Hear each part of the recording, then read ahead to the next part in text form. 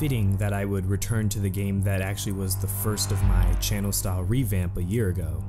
Kept you waiting, huh?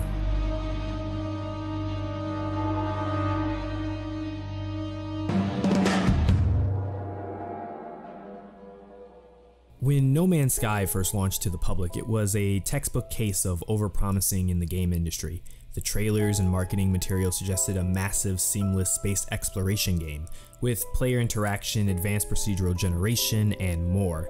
The game we got at launch was actually not all that bad, viewed in isolation of course. Compared to the game we actually got, however, No Man's Sky completely failed to live up to expectations. You can find a various list on the net detailing promised features that were absent when the game landed in the public's hands. It is truly a long-ass list which clearly shows the scope of the problem. All the ships were same despite them having different skins, simplified factions, planetary physics were gone, no direct player interaction was possible, it just goes on and on. The bottom line is that the game we were expecting and the game that we got might as well have been two completely different products.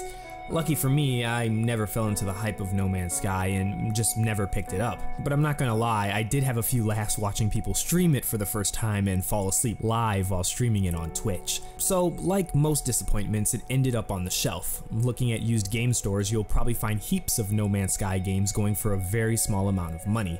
So as far as we were concerned, this was a game that tanked and would simply fade into obscurity.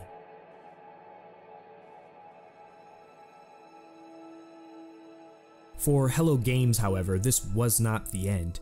The company had suffered harshly under the tongues of fans and didn't seem ready to let it go. When the Foundation update added features to the game that had a profound impact, now you could have a home planet and you could buy giant space freighters.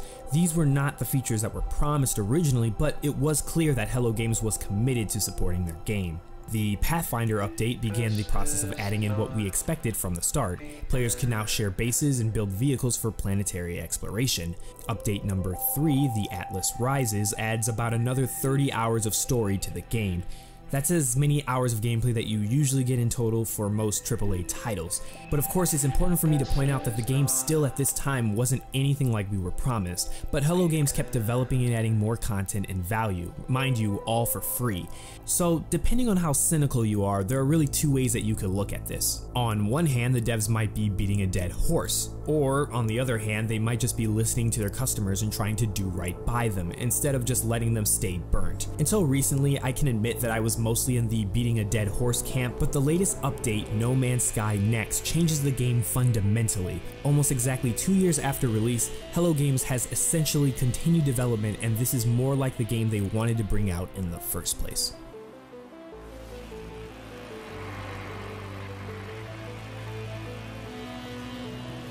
So when I saw the next trailer, I said on Twitter that I was actually interested in giving this game a shot. And recently I actually purchased the game and played it for a couple of hours. Now, while I didn't play the initial game firsthand, there was a lot of footage and streams that I did watch to get a good understanding of what the game was all about. And comparing it to its current form, this new update was absolutely massive and far-reaching.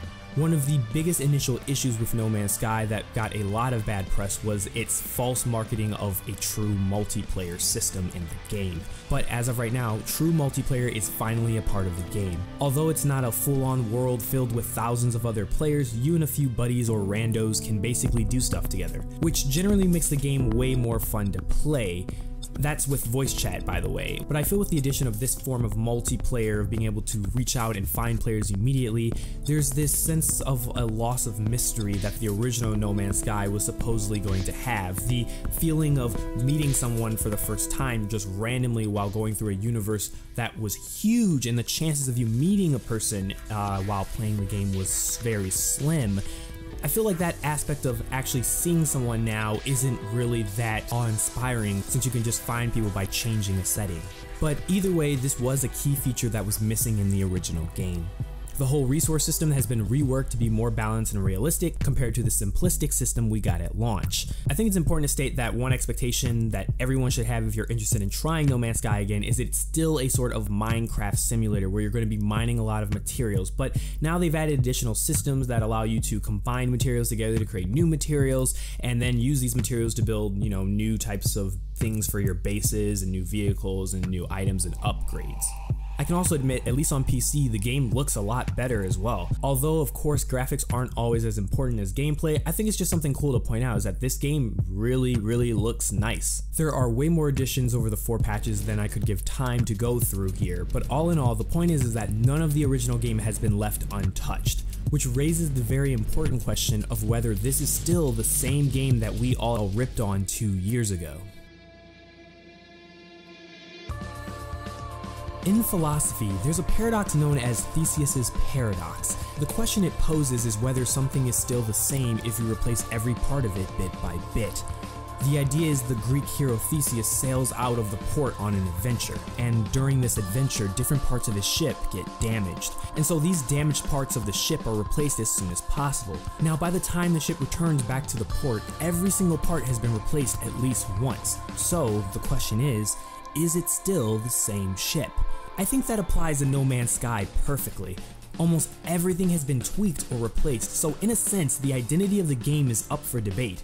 To me, I think there's almost enough uncertainty about the identity of the game to give it the benefit of the doubt, to evaluate it again as if you're looking at it for the first time. So No Man's Sky definitely didn't live up to the overhyped games of our fantasies, but it's closer than ever, and if you were ever a fan of the game or you were at least mildly interested in the game, I think it's well worth dusting it off or even buying it for half off if you've held off thanks to the negative press. Regardless, I have to tip my hat off to Hello Games. It could not have been easy to stick with their game through the thick and thin. It would have just been easier just to scrap it all together or even release a sequel of the game with all these updates and then charge us all over again for $60. I think it's really that sort of goodwill that restores my faith in the gaming industry all these years later.